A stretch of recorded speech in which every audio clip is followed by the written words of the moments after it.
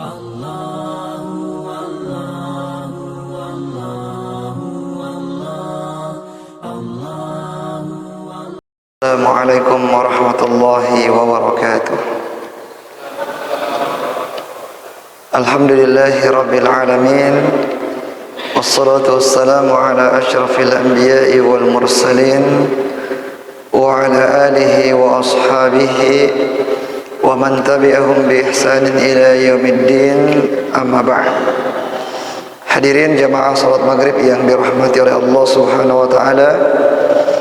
Alhamdulillah, segala puji bagi Allah Subhanahu wa taala atas segala limpahan nikmat dan karunia-Nya kepada kita semua. Salam dan salawat kepada Nabi kita Muhammad sallallahu alaihi wasallam. Jemaah salat maghrib yang dirahmati oleh Allah Subhanahu wa taala, pada malam hari ini kita akan membahas kisah yang terakhir dari buku ini, Taisirul Mannan fi Qisasil Quran. Baik, kisah yang terakhir adalah Qissatul Fil, kisahnya Ashabul Fil yang Allah Subhanahu wa taala abadikan di dalam Al-Qur'anul Karim dalam satu surah sempurna dari ayat 1 sampai ayat ke-5. Baik. Allah Subhanahu wa taala berfirman, "Alam tara kaifa fa'ala rabbuka bi ashabil fil." Baik. Jadi pasukan bergajah. Pasukan bergajah ini disebutkan dengan nama pasukan bergajah karena pimpinan pasukan yaitu Abrahah dan juga beberapa jumlah prajurit atau panglima-panglimanya itu mengendarai gajah. Nah, dan tidak pada biasanya pasukan mengendarai gajah dalam jumlah yang banyak. Nah, biasanya pasukan ketika berperang mereka mengendarai kuda. Adapun pasukan ini mereka mengendarai gajah dalam jumlah yang cukup banyak.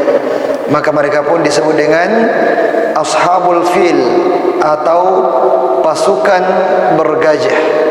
Nah, dan kisah ini dimulai dari kedengkian orang-orang dari Yaman, di mana pada waktu itu Yaman adalah negerinya orang-orang Nasrani. Yaman adalah tempat tinggal atau kotanya atau negerinya Ahlul Kitab, orang-orang yang beragama Nasrani. Makanya ketika Nabi SAW mengutus Mu'adz bin Jabal radhiyallahu ta'ala anhu ke negeri Yaman, Nabi mengatakan kepadanya, "Wahai Mu'adz, innaka ta'ti qauman ahla kitab."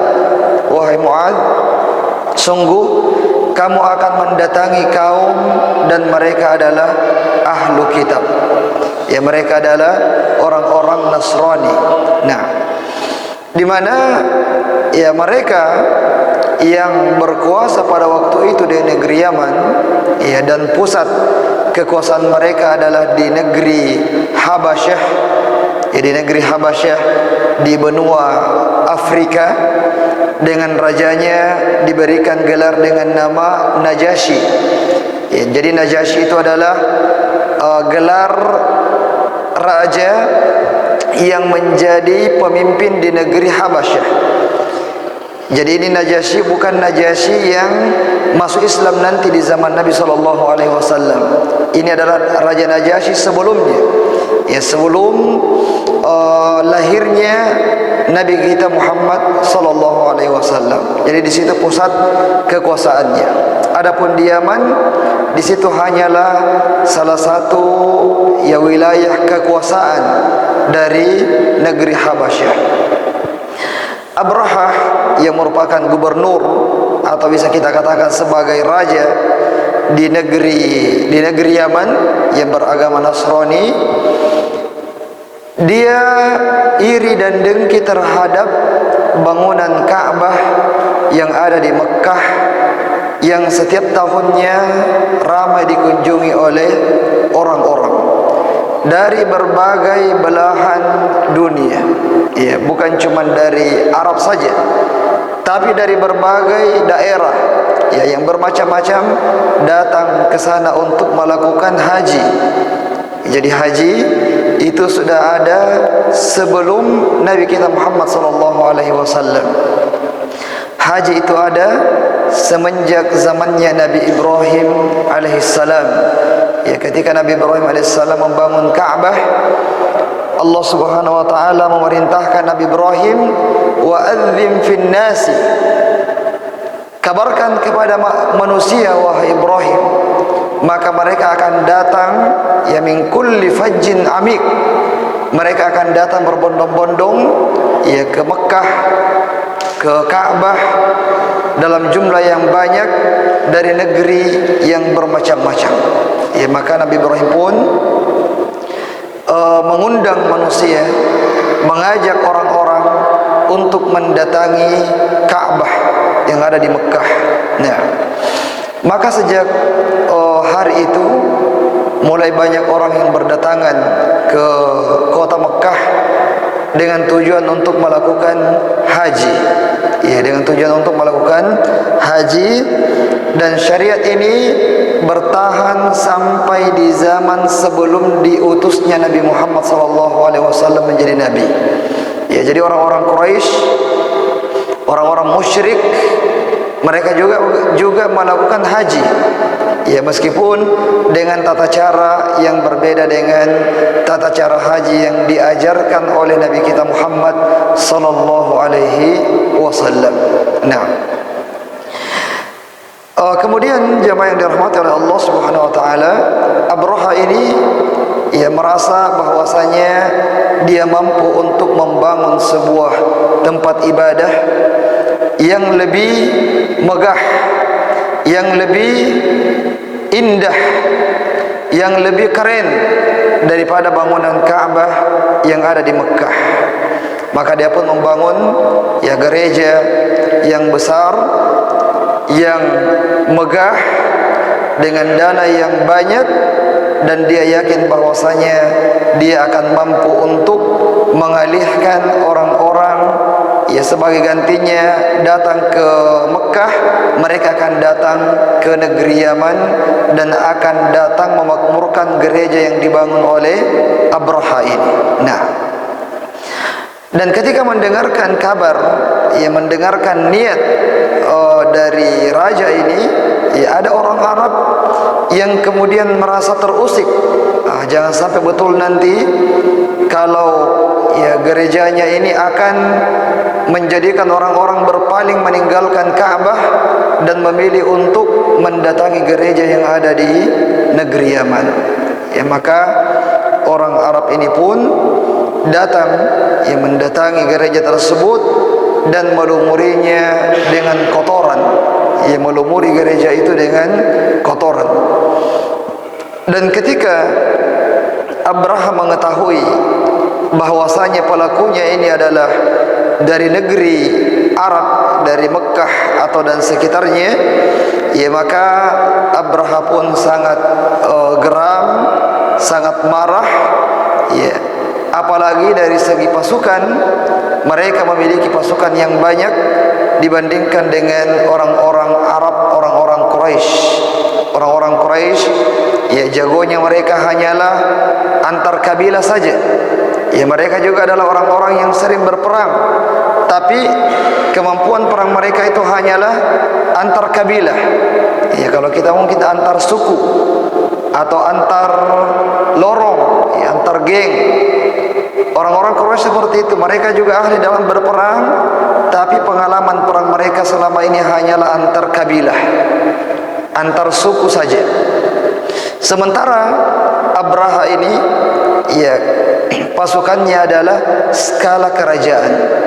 Ya, pasukannya mereka adalah pasukan yang terlatih sama dengan pasukan Romawi dan juga pasukan Persia.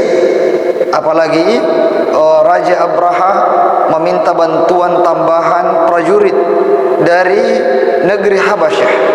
Ya, maka bergabunglah antara pasukannya Abrahah dari Yaman dan pasukan Najasyi dari negeri Habasyah.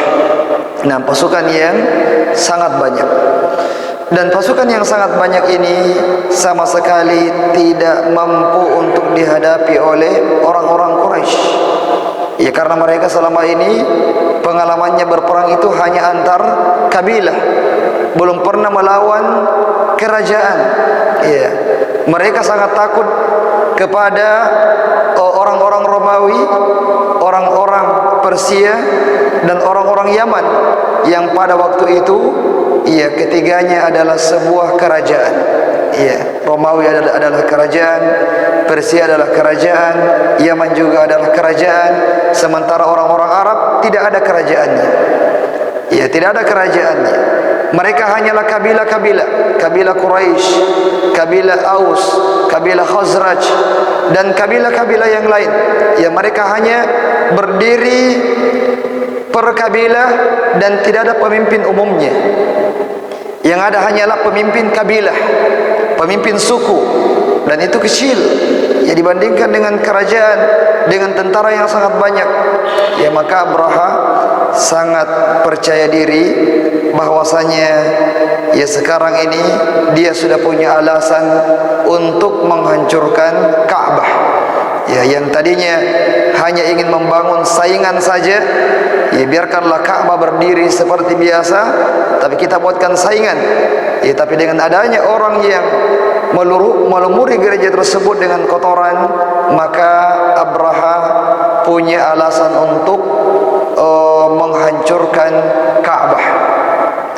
Maka dia pun dengan pasukan yang penuh, dengan kendaraan yang luar biasa, bukan cuman kuda, tapi juga dengan gajah-gajah yang sangat besar, yang membuat kuda-kuda lawannya, jika gajah bertemu dengan kuda dalam medan perang, maka kuda itu akan gentar, kuda itu akan ketakutan.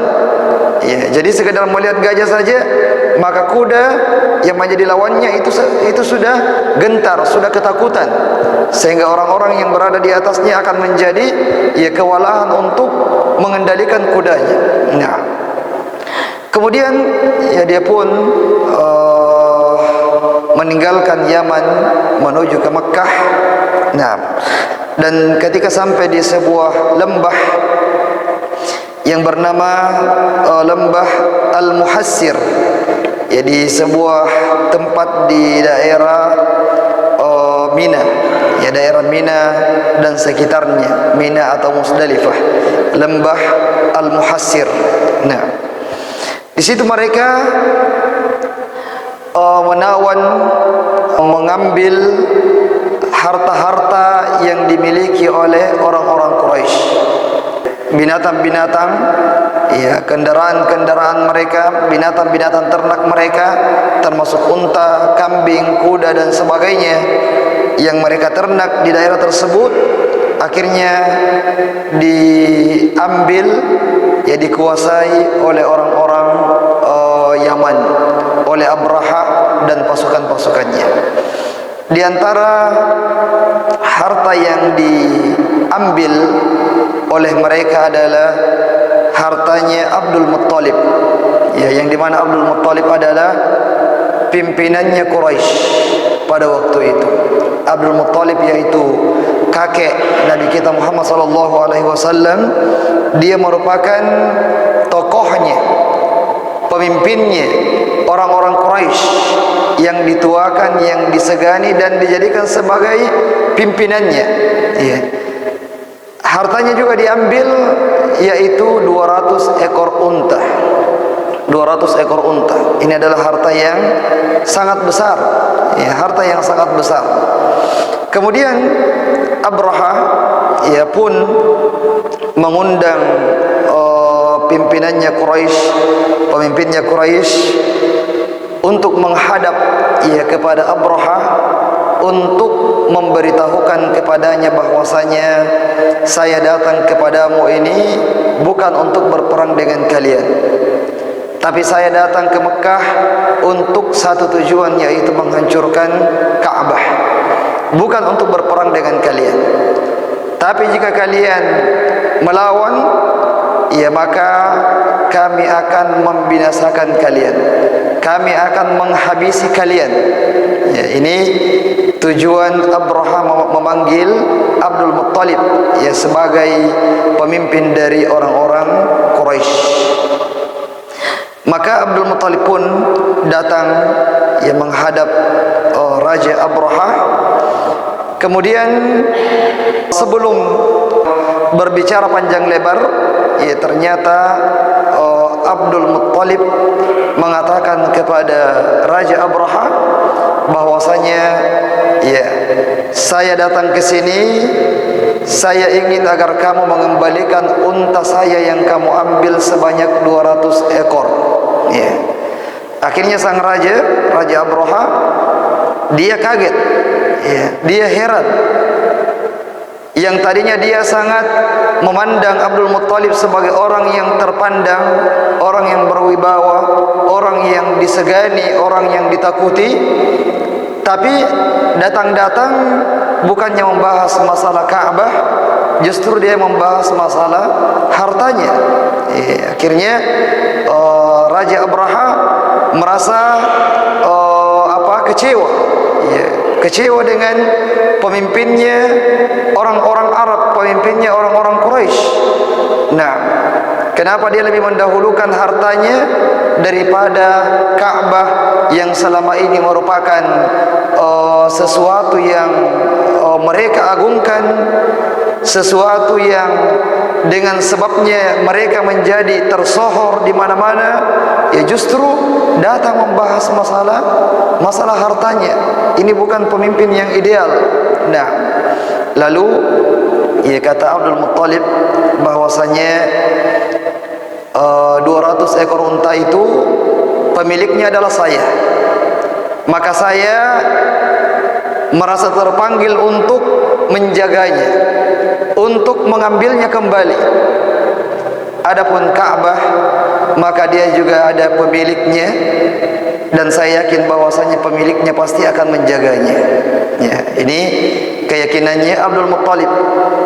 Dan memang orang-orang Quraisy, ya, mereka paham dan mereka mengenal Allah Subhanahu wa taala. Dan salah satu Tuhan yang mereka sembah adalah Allah Subhanahu wa taala. Hanya saja, ya, mereka juga menyembah tuhan-tuhan yang lain. Mereka juga menyembah berhala-berhala. Dan tujuan mereka menyembah berhala-berhala itu adalah liyuqarribuna ila Allahi zulfa, agar berhala-berhala ini mendekatkan kami kepada Allah Subhanahu wa taala. Itu kata mereka. Ya, tujuan mereka menyembah berhala-berhala adalah agar berhala-berhala ini menjadi wasilah, menjadi perantara untuk mendekatkan mereka kepada Allah Subhanahu wa taala. Ya, makanya tidak heran kalau, ya, di antara mereka itu namanya adalah Abdullah. Ya, salah satu nama anaknya Abdul Muttalib adalah Abdullah, yang merupakan ayah dari Nabi kita Muhammad sallallahu alaihi wasallam. Padahal Abdullah adalah orang musyrik, ya, beragama menyembah patung-patung, menyembah berhala-berhala. Begitu pula dengan Abdullah yang lain. Ya, banyak yang dinamakan dengan Abdullah, padahal mereka pada waktu itu adalah penyembah berhala. Ya, karena, ya, mereka juga menyembah Allah, hanya saja menyembah juga berhala-berhala. Ada Abdullah, ada Abdul Uzza, Abdul Lata, Abdul Manat, dan Abdul yang lain. Hambanya Uzza, hambanya Manat, hambanya Lata, hambanya matahari. Ada juga Abdul Syams, hamba matahari. Nah, jadi Abdul Muttalib mengatakan bahwasanya urusan saya adalah untuk mengembalikan unta-unta saya, karena unta-unta itu saya pemiliknya. Adapun Ka'bah, bukan saya pemiliknya, bukan saya penanggung jawabnya. Ada yang punya itu Ka'bah. dan saya yakin bahwasanya pemilik Ka'bah pasti akan menjaganya. Pasti akan menjaganya. Maka ya dia pun dikembalikan kepadanya 200 ekor untanya. Ya, kemudian dipersilahkan untuk pulang.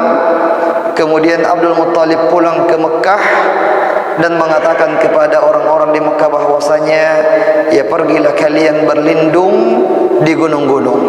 Ya, mereka datang bukan untuk memerangi kita. Mereka datang hanya untuk satu tujuan, yaitu menghancurkan Ka'bah. Dan kita tidak ada kekuatan untuk memerangi mereka. Ya, orang-orang Quraisy sebagaimana kita katakan tadi tidak punya kekuatan, tidak punya kemampuan untuk melawan pasukannya Abrahah yang sangat banyak. Ya, sehingga tidak ada pilihan lain bagi mereka kecuali berlindung, lari, ya berlindung di gunung-gunung, meninggalkan Mekah, meninggalkan Ka'bah dan menyerahkan sepenuhnya kepada Allah Subhanahu wa taala. Dan ya ternyata benar apa yang dikatakan oleh Abdul Muttalib, bahwasanya Ka'bah tidak mampu didekati, tidak mampu dihancurkan oleh Abraha dan pasukan-pasukannya. Nah, Allah Subhanahu wa taala berfirman di ayat selanjutnya, di ayat yang kedua, alam yaj'al kaidahum fi tadlil wa arsala alaihim tayran ababil. Jadi ketika orang-orang pasukannya Abrahah sudah siap-siap, ya sudah siap-siap, sudah mengendarai gajahnya, mengendarai kudanya, bersiap-siap untuk ke Mekah untuk menghancurkan Ka'bah. Ya, setiap kali mereka arahkan ke Ka'bah, maka unta-unta, kuda-kuda itu dan gajah-gajah itu merontah. Tidak ada yang mau maju melangkah ke arah Mekah, ke arah Ka'bah. Tapi kalau dibawa ke kanan, dibawa ke kiri, dibawa mundur ke belakang, mau. Iya, kendaraan tersebut semuanya mau. Tapi kalau ke Mekah, maka tidak mau. Iya. Tapi Abraha tidak mau berputus asa. Iya, tidak mau berputus asa. Masa kita kalah, belum sampai di sana kita sudah kalah. Maka dia paksa. Akhirnya Allah Subhanahu wa taala mengirimkan kepada mereka burung ababil. Ya, burung dalam jumlah yang banyak, dan setiap burung membawa batu-batu. Ayat 4 kita baca, tarmihim bihijaratin min sijil faj'alahum ka'asfin ma'kul. Dan setiap burung ini membawa 3 tanah liat, iya, atau 3 batu, dan batunya ukurannya juga kecil, ya hanya batu kerikil, ya, batu kerikil yang mereka bawa. Tapi batu kerikil ini ya batu yang terbakar, batu yang terbakar. Dan setiap burung akan melempari pasukan-pasukan tersebut, ya, dan ketika mereka kena, ya maka seperti daun-daun yang dimakan ulat. Bagaimana daun-daun yang dimakan ulat? Berlobang, ya, berlobang itu daun kalau dimakan ulat. Ini juga menjadikan tubuh-tubuh mereka berlobang karena ya lemparan tersebut tembus. Nah, saking dahsyatnya lemparan-lemparan dari burung-burung ababil ini. Bukan karena kekuatan burung tersebut, tapi karena kehendak Allah Subhanahu wa taala. Ya, burung sekuat apapun tidak akan mampu, ya tidak akan mampu melempar sekeras itu. Tapi ini adalah kekuasaan Allah Subhanahu wa taala yang ingin menjaga rumahnya, ya, yang ingin menjaga Ka'bah, rumah yang pertama kali dibangun. Ya, inna awwala baiti wudi'a lin-nasi lalladzi bi Bakkah. Sesungguhnya rumah yang pertama kali dibangun, yaitu rumah Allah Subhanahu wa taala, adalah yang ada di Mekah, yaitu Ka'bah. Nah, sehingga jamaah yang dirahmati oleh Allah Subhanahu wa taala, ya, mereka Abraha dan prajurit-prajuritnya binasa, ya, yang selamat, yang melarikan diri. Adapun yang memaksakan diri untuk tetap maju, ya maka mereka tidak ada yang selamat. Ya, tidak ada yang selamat. Dan kisah ini ya menjadi kisah yang sangat masyhur di kalangan orang-orang Quraisy. Ya, semakin menambah kepercayaan diri mereka.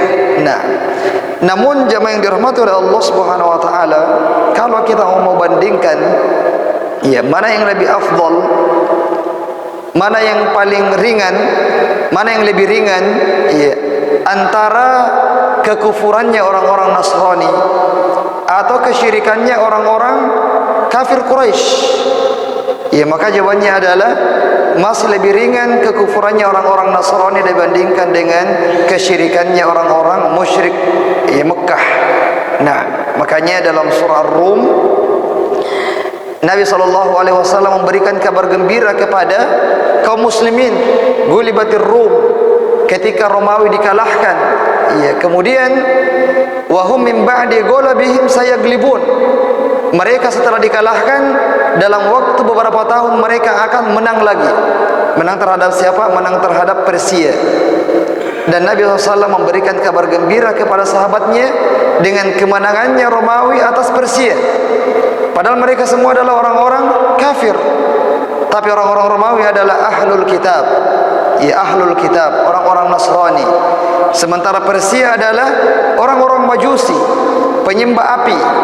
Ya, sehingga dibandingkan mereka berdua, dibandingkan dua kelompok ini, ahlul kitab masih ya lebih ringan dibandingkan dengan kesyirikannya orang-orang Persia yang menyembah api.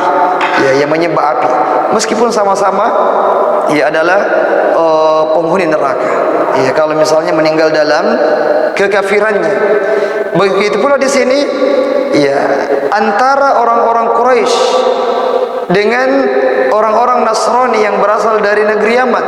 Nah, tentu saja orang-orang Nasrani ini masih lebih ringan dibandingkan dengan orang-orang kafir, orang-orang musyrik, ya orang-orang musyrik Mekah. Tapi kenapa ya mereka orang-orang musyrik ini justru ya yang ditolong dan yang dibinasakan adalah orang-orang Nasrani? Ya, sebenarnya Allah Subhanahu wa taala tidak menolong orang-orang Quraisy. Bukan mereka yang ditolong. Nah, ini semuanya tidak lepas juga dari ya kemuliaan seorang nabi yang akan lahir pada tahun itu. Tidak lepas dari kemuliaan Nabi kita Muhammad sallallahu alaihi wasallam yang lahir di Mekah, yang lahir dari orang-orang Quraisy. Dan Nabi SAW lahir pada tahun gajah. Jadi disebut dengan tahun gajah. Tahun gajah karena tahun itu ya datang pasukannya Abraham mengendarai gajah untuk menghancurkan Ka'bah. Itu tuh terjadi pada ya sekitar bulan Muharram. Dan Nabi SAW lahir pada bulan Rabiul Awal. Artinya sekitar 2 bulan saja. Ya, sekitar 2 bulan saja setelah kejadian itu ya lahirlah Nabi kita Muhammad sallallahu alaihi wasallam.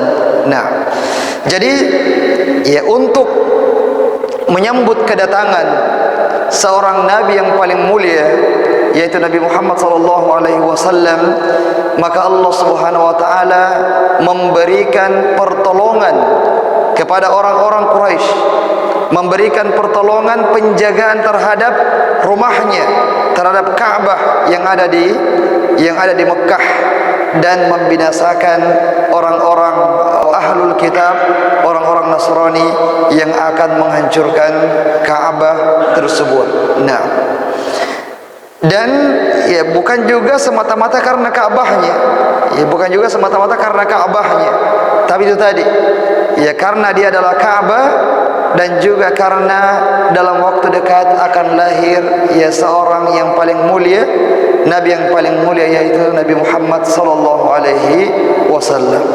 Karena ada waktunya nanti ya di mana ya ada pasukan yang akan berhasil untuk menghancurkan Ka'bah, dan Allah Subhanahu wa taala tidak lagi ya mengirimkan burung ababil untuk membinasakan pasukan tersebut. Nah, dan juga ya sebelumnya pernah orang-orang Qaramitah, salah satu sekte Syiah, yaitu orang-orang Qaramitah, ya pernah membuat kegaduhan di kota Mekah dan mengambil Hajar Aswad, yang melepaskan Hajar Aswad dari Ka'bah dan membawanya ya ke kampung halaman mereka. Nah, dan ketika itu Allah Subhanahu wa taala juga tidak mengirimkan kepada mereka burung ababil untuk membinasakan orang-orang Qaramitah yang telah mengganggu, yang telah menodai kesucian dari Ka'bah al-Musyarrafah. Nah, sehingga ya dalam tafsir ulama kita mengatakan terkait masalah penjagaan Allah Subhanahu wa taala terhadap Ka'bah pada zaman itu, yaitu tidak lepas dari dua hal. Karena yang pertama adalah dia adalah Ka'bah, rumah Allah Subhanahu wa taala, dan yang kedua adalah ya untuk ya menyambut kedatangan seorang nabi yang terakhir, nabi yang paling mulia, yaitu Nabi Muhammad sallallahu alaihi wasallam. Nah, taib jemaah yang dirahmati oleh Allah Subhanahu wa taala, ya kemudian setelah kejadian itu maka bertambah penghormatan mereka ini kepada Abdul Muttalib, ya, bertambah penghormatan mereka kepada pemimpinnya ya, atas sikapnya untuk ya memilih kita berlindung saja di gunung-gunung dan tidak usah melakukan perlawanan, ya, tidak usah melakukan perlawanan. Nah, sekira ini jemaah yang dirahmati oleh Allah Subhanahu wa taala, ya kisah yang terakhir di dalam buku ini yaitu kisahnya Ashabul Fil, ya. Semoga bermanfaat. Alhamdulillah ya, kita sudah menyelesaikan 2 buku tentang kisah-kisah di dalam Al-Quran.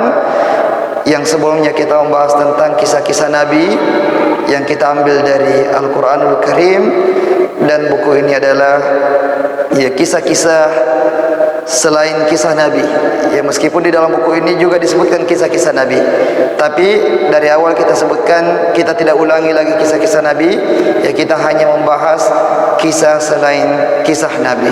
Nah, semoga bermanfaat apa yang bisa kami sampaikan pada malam hari ini. Subhanakallahumma wa bihamdik asyhadu an la ilaha illa anta astaghfiruka wa atubu ilaik. Assalamualaikum warahmatullahi